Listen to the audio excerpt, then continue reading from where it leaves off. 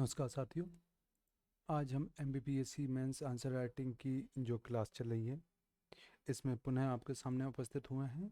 आज जो है वो हमारा डे 26 के प्रश्नों पर चर्चा करना है। जो पॉलिटी की यूनिट 3 हमारी है उससे संबंधित है। इसके संदर्भ में जो आज का टॉपिक था वो था लोकतंत्र, कम्युनिटी बेसिस पे जो ऑर्गेनाइजेशन होते हैं उनके संदर्भ में, और साथ ही साथ हमें वहाँ पे मीडिया के संदर्भ में यहाँ पे प्रश्न था। तो इसमें हम देखेंगे कि क्या क्या चीज़ें हमारी यहाँ पे दिए गए हैं।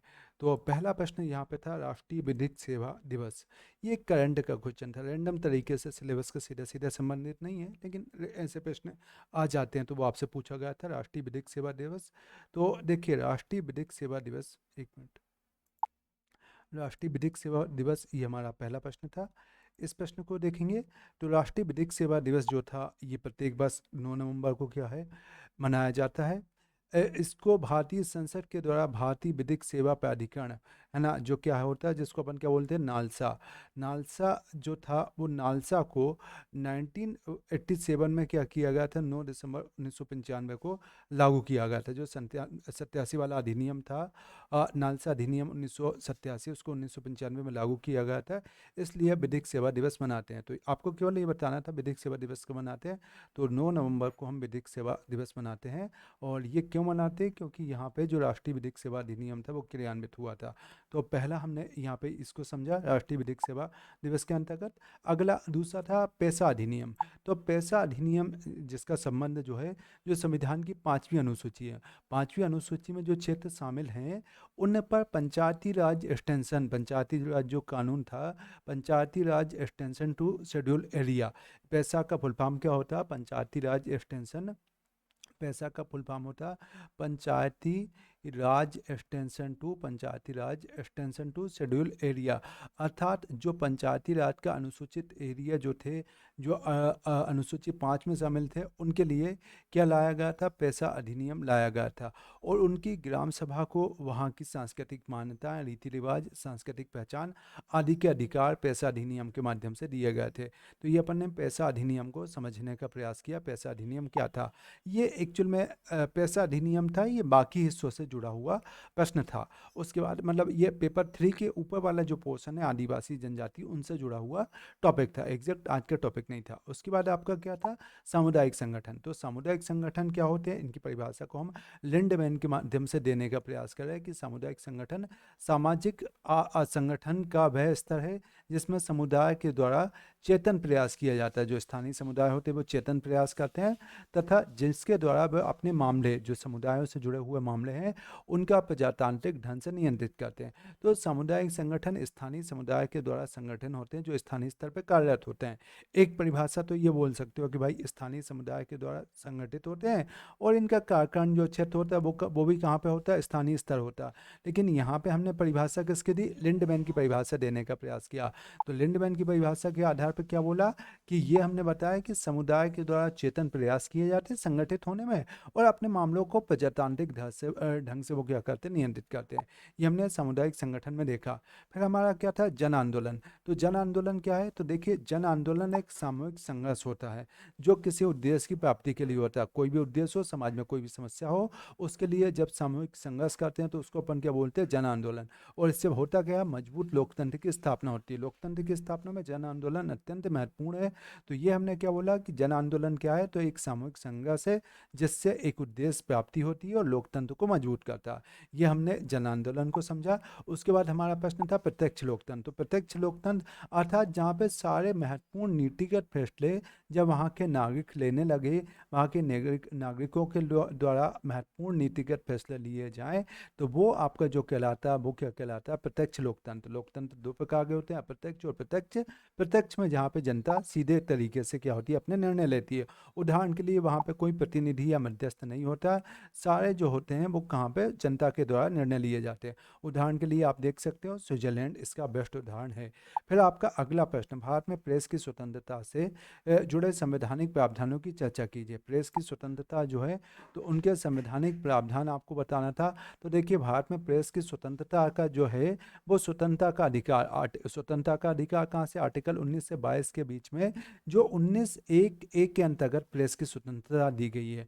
19(1)(a) में इसकी प्रेस की स्वतंत्रता का वर्णन है, जो वाक और अभिव्यक्ति की स्वतंत्रता में आता है। इसके क्या प्रावधान है, तो सबसे पहले तो सर्वोच्च न्यायालय ने बोला कि ये मूल अधिकार का हिस्सा है। सर्वोच्च न्यायालय ने कहाँ से बोला, तो रोमेश थॉपर मामला था। रोमेश थॉपर मामला 1950 का था। उसमें सर्वोच्च न्यायालय ने क्या बोला कि प्रेस की स्वतंत्रता जो है वो लोकतांत्रिक संगठनों की नींव है। एक बात रोमेश थॉपर मामले में बोला। फिर आर्टिकल 19 के अंतर्गत क्या बताया गया कि ये एक मौलिक अधिकार है जो भाषण की स्वतंत्रता से संबंधित है। भाषण की स्वतंत्रता के संदर्भ में ही क्या किया गया, प्रेस की स्वतंत्रता अंतर्निहित है। और ये बात किसने बताई, ये सुप्रीम कोर्ट ने बताई। सुप्रीम कोर्ट ने किस मामले में बताई, रोमेश थॉपर मामले में बताई। तो हमने क्या बताना है कि रोमेश थॉपर मामले से सर्वोच्च न्यायालय ने बताया कि 19(1)(a) के अंतर्गत भाषण की जो स्वतंत्रता, वो भाषण की स्वतंत्रता के अंतर्गत ही प्रेस की स्वतंत्रता है। और इस पे 19(1)(a) पे 19(2) के अंतर्गत कुछ प्रतिबंध लगाए गए हैं, कुछ अपवाद है, जैसे भारत की संप्रभुता, अखंडता, भारत की सुरक्षा, राज्य की सुरक्षा, देशों के साथ मैत्रीपूर्ण संबंध, सार्वजनिक व्यवस्था, न्यायालय की अवमानना, मानहानि और अपराध को उकसाने के आधार पर इस पे क्या लगाया गया, कुछ प्रतिबंध लगाया गया। तो ये प्रेस की स्वतंत्रता को देखा तो हमने जाना कि प्रेस की स्वतंत्रता एक प्रकार से अनुच्छेद 19(1)(a) के अंतर्गत अंतर्निहित स्वतंत्रता है। सीधे सीधे संविधान में प्रेस की स्वतंत्रता नहीं लिखा गया, 19(1)(a) में रखा गया और उस पर कुछ रिस्ट्रिक्शन लगाए गए हैं, अपवाद लगाए गए हैं, ये बात अपन ने बोला। और 19(1)(a) के अंतर्गत कौन सा है, तो 19(1)(a) के अंतर्गत रोमेश थॉपर मामले से निकला। अब आपका अगला प्रश्न था कि भाई आपको सुशासन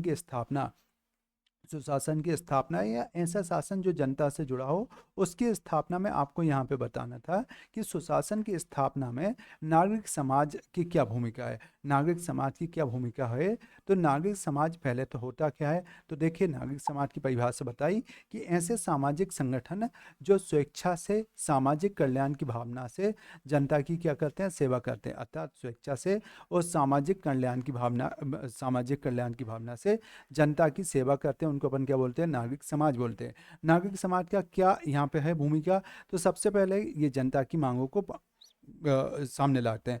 अर्थात जनता से जुड़कर जनता की मामना को जो इच्छा है उसको सरकार के सामने लाते हैं, जन भागीदारी को बढ़ाते हैं। नागरिक समाज क्या करते हैं, जन भागीदारी को बढ़ाते हैं और जन भागीदारी से सुशासन की स्थापना होती है। साथ ही साथ ये क्या करते हैं कि ये पारदर्शिता की स्थापना करते हैं। जैसे नागरिक समाज जो है वो कई प्रकार के कानूनों का क्रियान्वयन को देखते हैं, सूचना का अधिकार आदि को देखते हैं। ये जो है वो उसको भी इन्होंने देखा। और आप देखो पारदर्शिता को स्थापित करने के लिए आरटीआई जो कानून आया, आरटीआई जो एक्ट आया 2005 में, उसको लाने के पहले पीछे नागरिक समाज की एक बड़ी भूमिका थी। नागरिक समाज ने मांग की थी कि भाई पारदर्शिता की स्थापना हो, ये अपन देखते हैं। तो नागरिक समाज की इसमें भूमिका थी। साथ ही लोकपाल और लोकायुक्त तो आए, वहाँ पे भी आप नागरिक समाज की भूमिका देख सकते हो, यानी कि ठीक है। इसके साथ ही साथ ये क्या करते हैं, सरकारों को जवाबदेह बनाते हैं। सरकारों को जवाबदेह बनाते हैं, सरकार की नीतियों कार्यक्रम और कमियों को परिचित करवाते हैं। सरकार को परिचित करवाते हैं कि भाई आपकी नीतियों में ये कमी है, आपके कार्यक्रमों में ये कमी है, तो उनसे सरकार को परिचित करवाते हैं और उनकी जवाबदारीता लेते हैं कि ये कमियां क्यों है, इसका आधार क्या है। और साथ ही साथ ये प्रशासन तंत्र में लोगों की आवश्यकताओं आकांक्षाओं के प्रति उत्तरदायी बनाते हैं कि भाई जनता की क्या आवश्यकता है, क्या आकांक्षा, उसको प्रशासन को बताने का काम इनके द्वारा किया जाता है। ये बात अपन ने यहाँ पे देखी। साथ ही साथ ये प्रशासन की जो कार्रवाई है, कार्यप्रणाली है, उसको क्या करते हैं, निचले स्तर पर क्रियान्वित करने में, जवाबदेह बनाने में ये मदद करते हैं। तो ये बात आपकी देखी। तो यहाँ पे हमारा क्या था, यहाँ पे हमने क्या देखा कि जो आपका नागरिक समाज है, नागरिक समाज किस प्रकार से जो है वो सामाजिक कल्याण और या जनता की भावना को सरकार के सामने रखते सुशासन को स्थापित करते हैं। चाहे जनता की मांगों को सामने रखना हो, जन भागीदारी को बढ़ाना हो, पारदर्शिता को स्थापित करना हो, जवाबदेहिता को स्थापित करने हो, इन सब में नागरिक समाज की भूमिका देखी जा सकती है। ये बात अपन ने देखी। उसके बाद आप देखोगे संसदात्मक और अध्यक्षात्मक लोकतांत्रिक संगठन क्या होते हैं। अर्थात सदात्मक क्या संगठन होते हैं, अध्यक्षात्मक तो देखिए लोकतंत्र जो होता है वो जनता के द्वारा क्या किया जाता है, जनता के द्वारा जनता के द्वारा शासन के प्रमुख को या शासन को चयनित किया जाता है। वो चुनती है कि हमारे ऊपर कौन शासन करे। अब जो शासन का प्रमुख है, मतलब जैसे राष्ट्रपति है या प्रधानमंत्री है, तो उसका चयन कैसे हो रहा। अगर अप्रत्यक्ष रूप से अगर उसका चयन हो रहा तो वो संसदात्मक प्रणाली होती है, और अप्रत्यक्ष रूप से हो रहा तो लोकतंत्र। मतलब हमने क्या बोला कि जनता के द्वारा अपने शासन के प्रमुख को चुना जाता है है ना, शासन के प्रमुख को चुना जाता है। तो ये शासन के प्रमुख को चुना जाना जनता के द्वारा क्या कहलाता है, लोकतंत्र कहलाता है। अगर ये प्रमुख किसके द्वारा, जनता के द्वारा चुना जा रहा है, जनता के द्वारा कैसा, प्रत्यक्ष तरीके से चुना जा रहा है, तो ये जो कहलाती है वो कौन सी प्रणाली कहलाती है, अध्यक्षात्मक प्रणाली कहलाती है। ये कौन सी प्रणाली कहलाती है, अध्यक्षात्मक। और जनता के द्वारा अप्रत्यक्ष रूप से चुना जा रहा है, कैसे चुना जा रहा है, अप्रत्यक्ष रूप से चुना जा रहा है, तो ये कैसी कहलाती है, ये जो कहलाती है वो संसदात्मक प्रणाली कहलाती है। उन्हीं बातों को पूछा गया था, तो हमने क्या बताया, ये इंट्रोडक्शन में बता दिया कि अप्रत्यक्ष रूप से संसदात्मक प्रणाली और प्रत्यक्ष रूप से, है ना, अप्रत्यक्ष रूप से संसदात्मक, और यहाँ पे आपको लिखना है प्रत्यक्ष रूप से अध्यक्षात्मक लोकतंत्र का निर्धारण होता है। तो अब हम देखते हैं संसदात्मक। तो संसदात्मक में क्या होती है, संसद सदस्यों का जनता निर्वाचन करती है, संसद सदस्यों के द्वारा मंत्रिमंडल बनता है और मंत्रिमंडल संसद के प्रति उत्तरदायी होता है। एक बात, अध्यक्षात्मक में जनता सीधे तरीके से क्या करती है, राष्ट्रपति का चयन करती है। संसद वहाँ की जो कार्यपालिका होती है वो क्रियान्वयन करती है, प्रशासन चलवाती है, और वहाँ पे विधि निर्माण कौन करता है, विधि निर्माण करती है वहाँ की संसद, और प्रशासन कौन चलाती है, वहाँ का जो कार्यपालिका है वो प्रशासन चलाती है। मतलब अध्यक्षात्मक में क्या होगा, तो अध्यक्षात्मक में प्रशासन जो चलाएगा, तो प्रशासन चलाने का काम किसके द्वारा होता है, राष्ट्रपति के द्वारा होता है, कार्यपालिका को चलाने के द्वारा।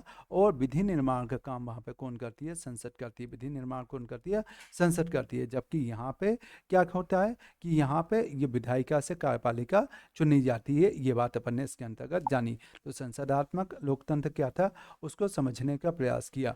अब हमारे पास अगला हिस्सा था, प्रश्न समझते हैं। तो प्रश्न था कि भारत विश्व का बेहतरीन लोकतंत्र को अपनाया, मतलब भारत ने विश्व के एक बेहतरीन लोकतंत्र को अपनाया, लेकिन वह इसके मानकों के अनुपालन में असक्षम है। मतलब जो लोकतंत्र के मानक होना चाहिए वो मानक भारत में नहीं स्थापित हो पाए। अर्थात हमने लोकतंत्र स्थापित कर लिया, लेकिन जो असक्षमता विद्यमान रही तो इसकी विवेचना करना, अर्थात तो हमें बताना कि कैसे हमने विश्व के सर्वोच्च लोकतंत्र को अपनाया और उसमें क्या असक्षमता रही, ये इस प्रश्न का आधार होगा। कैसे हमने विश्व के सर्वोच्च लोकतंत्र को अपनाया और उसको क्या कमियां रही। तो हम क्या बताया कि भारत दुनिया का सबसे बड़ा लोकतांत्रिक देश है। भारत में लोकतंत्र 26 जनवरी 1950 को आया। यह विश्व का सबसे लंबा लिखित संविधान है और संविधान के माध्यम से लोकतंत्र की व्याख्या की गई। लेकिन भारतीय लोकतंत्र में महत्वपूर्ण मापदंडों को अपनाया, उनमें कुछ कमियां, उनको हम बिंदुओं से देखते हैं। तो पहला, भारतीय लोकतंत्र में जनता को अधिकार दिया गया, जनता की संपूर्ण और सर्वोच्च भागीदारी सुनिश्चित की गई। कैसे, मताधिकार दिया गया, लेकिन जिससे लोकतंत्र में भागीदारी सुनिश्चित हुई। लेकिन दिक्कत क्या है कि भाई लोकतंत्र में कब भागीदारी सुनिश्चित होगी, जनता अपने मत का प्रयोग करेगी।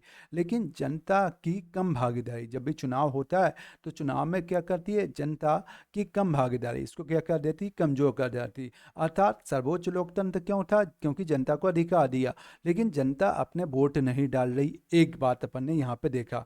दूसरा, सरकार के संसदीय स्वरूप को अपनाया, अर्थात कार्यपालिका जो होगी वो कार्यपालिका किसके प्रति उत्तरदायी होगी, तो बोला कार्यपालिका जो होगी वो संसद के प्रति उत्तरदायी होगी। अर्थात संसद कार्यपालिका से प्रश्न पूछेगी, है ना। संसद को कार्यपालिका के उत्तरदायी या संसदीय स्वरूप क्यों अपनाया, क्योंकि संविधान के द्वारा जनता के अधिकारों की रक्षा करना था। परंतु संसद ही से इसे नहीं चल रही है, संसद में लगातार उत्पादकता में कमी आ रही, संसद के जितने सत्र चलना चाहिए वो सत्र चल नहीं रहे हैं। तो ये भी एक समस्या है कि भाई संसदीय संस्था तो अपना ली लेकिन वो उत्पादक नहीं बन पा रही है। ये बात अपन ने देखी। फिर क्या बोला कि जनता के अधिकारों और स्वतंत्रता की हिफाजत हेतु सरकार का कर्तव्य, जनता को अधिकार दिए गए और सरकार को बोला वो उनकी रक्षा करेगा। तो सरकार ने क्या प्रदान किया, संविधान ने मौलिक अधिकार प्रदान किए जिनसे जनता के अधिकारों की रक्षा हो। लेकिन आप देख रहे हो लगातार हम कभी हर कभी मौलिक अधिकारों की हनन की बात, है ना, प्रेस पे रोक लगाना हो या इंटरनेट पे रोक लगाना, तो सरकारें इनके क्रियान्वयन को कमजोर कर रही है। अर्थात जनता को मौलिक अधिकार तो प्रदान कर दिए लेकिन उनका क्रियान्वयन सरकारों के द्वारा कोताही बरती जा रही, यह अधिकार नहीं प्रदान किए जा रहे। तो ये बात हमने देखा कि जनता की सर्वोच्च भागीदारी थी, संसद का क्या था, संसदीय स्वरूप था, जनता के अधिकार प्रदान किए गए, उनके क्रियान्वयन विचलित हो गए। अब उसके बाद हमारा क्या था, उत्तरदायी सरकार, कि सरकार की ये व्यवस्था थी कि संसदीय स्वरूप होगा और वह जनता के प्रति उत्तरदायी होगी। लेकिन अब सरकार जब गठन हो जाती है तो 5 साल में से 4 साल वो जनता के हितों को ज़्यादा ध्यान नहीं देती या जनता के मुद्दों से से विचलन हो दर्शाता है, तो ये क्या दर्शाता है कि सरकार उतनी उत्तरदायी नहीं रह गई है। इसके अलावा भारत में निष्पक्ष और आवधिक चुनाव, 5 साल में क्या था, चुनाव की व्यवस्था की गई थी लोकतंत्र के एक बिंदु के रूप में। लोकतंत्र के बिंदु के रूप में 5 साल में चुनाव की व्यवस्था की गई थी। लेकिन आज चुनाव में धन बल का बढ़ता प्रयोग निष्पक्ष चुनावों को प्रभावित करता है। चुनाव में धन बल का अत्यधिक प्रयोग हो रहा, जिससे निष्पक्ष चुनाव बाधित होते हैं, ये भी हमने देखा। साथ ही साथ लोकतंत्र के एक मानक के रूप में निष्पक्ष न्यायपालिका स्थापित की गई, सर्वोच्च न्यायालय, उच्च न्यायालय स्थापित किया गया, परंतु न्यायालय में कार्यों का अत्यधिक बोझ हो गया। आज लगभग न्यायालयों के समक्ष 3 करोड़ मामले पेंडिंग है। 3 करोड़ मामले पेंडिंग है, तो ये इस पे भी क्या है, असक्षमता को दर्शाता न्यायपालिका के। भारतीय लोकतंत्र में एक और विशेष बात बोली गई थी कि विभिन्न राजनीतिक दल होंगे, दबाव समूह होंगे, लेकिन जो राजनीतिक दल थे, उन्हीं राजनीतिक दलों में आंतरिक लोकतंत्रों का अभाव है। कुछ लोग प्रत्येक राजनीतिक दलों में अपना सर्वोच्चता स्थापित कर ली है, तो राजनीतिक दल क्या हो गए हैं, कमजोर हो गए हैं। इसके अलावा भारतीय लोकतंत्र में स्वतंत्र मीडिया की अवधारणा की गई थी, लोकतंत्र के चौथे स्तंभ के रूप में। लेकिन अभी अगर हम देखें तो मीडिया किसी एक पक्ष में विशेष झुकाव रखता है ना, पक्ष में या विपक्ष में, तो ये क्या दर्शाता है कि स्वतंत्र मीडिया की अवधारणा भी कमजोर हुई। तो यहाँ पे अपन ने देखा कि भाई भारतीय लोकतंत्र में कौन कौन से मानक स्थापित किए गए थे। तो मानकों को हमने जाना कि जनता की सर्वोच्च भागीदारी, सरकार का संसदीय स्वरूप, जनता को अधिकार प्रदान किया जाना, उत्तरदायी सरकार की स्थापना होना, निष्पक्ष और आवधिक चुनाव स्थापित होना, निष्पक्ष न्यायालय होना, विभिन्न राजनीतिक दलों और दबाव समूह की उपस्थिति होना और स्वतंत्र मीडिया की अवधारणा होना। लेकिन इन सब में प्रत्येक में कुछ न कुछ कमी है, जैसे संपूर्ण भागीदारी में जनता पार्टिसिपेशन कम कर रही है, संसदीय स्वरूप में संसद की उत्पादकता कम हो रही है, मौलिक अधिकारों में देखें तो सरकार को कई मौलिक अधिकारों का हनन करती है या क्रियान्वयन कमजोर करती है। उत्तरदायी सरकार में तो सरकार जनता के मुद्दों से विचलित होती है। निष्पक्ष चुनाव में 5 साल में चुनाव यानी एक्चुअल में धन बल का प्रयोग हो रहा है। निष्पक्ष न्यायपालिका की बात तो हुई है, लेकिन न्यायपालिका पर कार्य बोझ बहुत ज़्यादा है। और साथ ही साथ विभिन्न राजनीतिक दल हैं, तो उन राजनीतिक दलों में आंतरिक लोकतंत्र का अभाव है।